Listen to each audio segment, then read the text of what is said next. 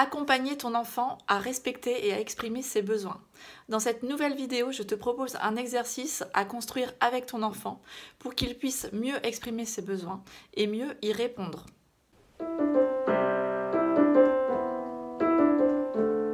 Bienvenue sur mon canal YouTube où ici tu peux trouver des outils, des exercices, des partages pour créer ta vie en conscience, pour vivre pleinement, apporter de la joie, de l'équilibre dans ta vie et être acteur et créateur de ta vie. Alors, est-ce que ça t'arrive de ne pas toujours comprendre les émotions de ton enfant, de ne pas toujours comprendre ses réactions ou lorsqu'il y a des crises émotionnelles, eh bien de ne pas savoir comment gérer cette crise émotionnelle? Peut-être que tu réagis sous le coup de l'impulsion, peut-être que ça te provoque de l'impatience, ça vient même faire remonter des émotions ou réactiver des émotions désagréables chez toi. Et inversement, peut-être que tu ne supportes pas ces crises émotionnelles et que tu vas fuir face à cette situation, tu vas ignorer l'émotion de l'enfant et surtout ne pas réagir face à ça, plutôt avoir ce comportement de mettre des œillères pour ne pas vivre cette émotion. Si tu te sens donc démuni face à ces situations et ces crises émotionnelles, eh bien cet outil est là pour te permettre d'apporter des clés, d'apporter des solutions pour aider ton enfant justement à exprimer ses besoins, à exprimer ses ressentis et à revenir plus facilement à l'apaisement. Les objectifs de cet outil sont donc les suivants. Exprimer les émotions et y mettre des mots, identifier les besoins de ton enfant, mettre des actions en place pour répondre aux besoins, améliorer les relations familiales, développer plus de confiance et d'amour en famille, et ensuite passer du temps ensemble parce que vous allez créer ensemble cet exercice, vous allez construire cet outil pour ensuite l'utiliser. On va faire l'exercice en 2 vidéos. Dans cette première vidéo, on va expliquer comment construire cet outil et puis dans la deuxième vidéo, on va expliquer comment on va utiliser cet outil. Le nom de cet outil est simple, il s'appelle la roue des émotions et des besoins. Peut-être que tu as déjà vu cet outil dans les commerces. En tout cas, l'idée ici est vraiment que tu puisses fabriquer cet outil avec ton enfant. Avant de passer à la pratique, j'aimerais te faire un point rapide sur les émotions.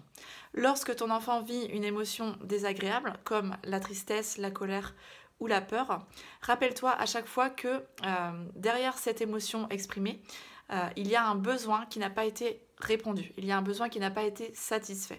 L'émotion est une énergie, l'émotion est une information qui est passagère et qui nous traverse. Et lorsqu'elle est désagréable, elle vient raviver en nous une blessure, elle vient faire remonter quelque chose qui a été retenu dans nos cellules, dans nos mémoires et qui est demandé à être libéré.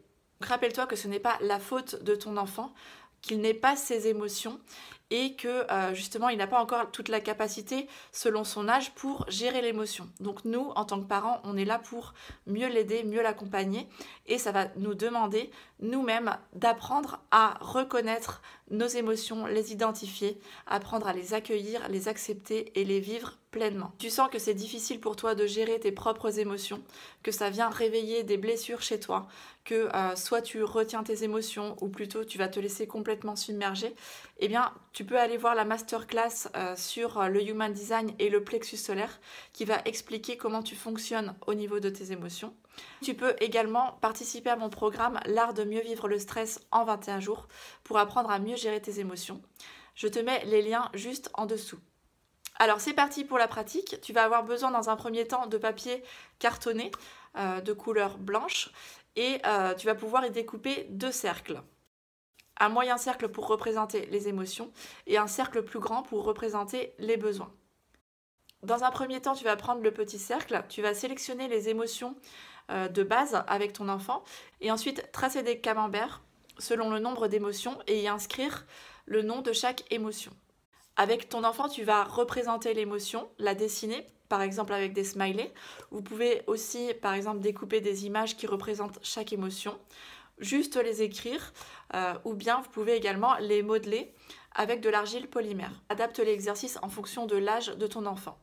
Et puis ensuite, tu vas passer à la deuxième roue, donc au deuxième cercle sur les besoins. Et là, tu vas faire la même chose. Tu vas sélectionner ensemble avec ton enfant les besoins que vous voulez y mettre sur cette roue. Et puis ensuite, tracer le nombre de camemberts correspondant à chaque besoin. Et on va faire la même chose qu'avec les émotions, soit vous dessinez chaque besoin, soit vous les représentez par une image, ou bien vous pouvez juste les écrire, ou même les représenter en modelage.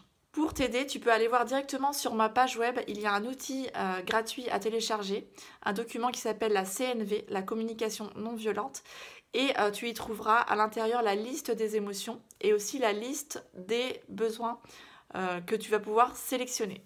Une fois que vous avez vos 2 cercles remplis, vous allez pouvoir unir vos 2 roues, les unifier ensemble avec une attache parisienne et votre roue des émotions et des besoins sera prête à être utilisée. Comme d'habitude, je t'invite à partager tes créations.